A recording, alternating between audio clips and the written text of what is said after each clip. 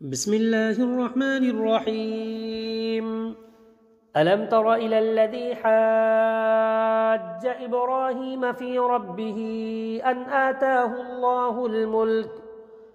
إذ قال إبراهيم ربي الذي يحيي ويميت قال أنا أحيي وأميت قال إبراهيم فإن الله يأتي بالشمس من المشرق فأت بها من المغرب فبهت الذي كفر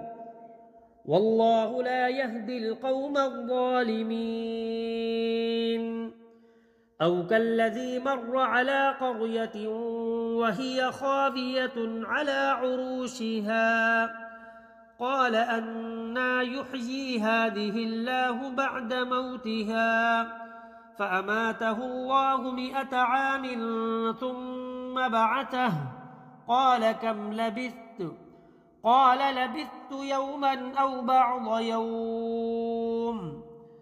قال بل لبثت 100 عام فانظر إلى طعامك وشرابك لم يتسنه وانظر إلى حمارك ولنجعلك آية للناس وانظر إلى العظام كيف ننشزها ثم نكسوها لحما فلما تبين له قال أعلم أن الله على كل شيء قدير. وإذ قال إبراهيم رب أرني كيف تحيي الموتى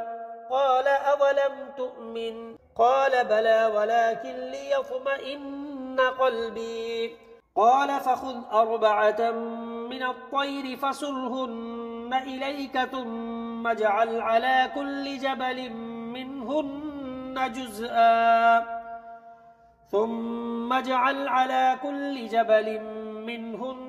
جزءا ثم ادعهن يأتينك سعيا واعلم أن الله عزيز حكيم.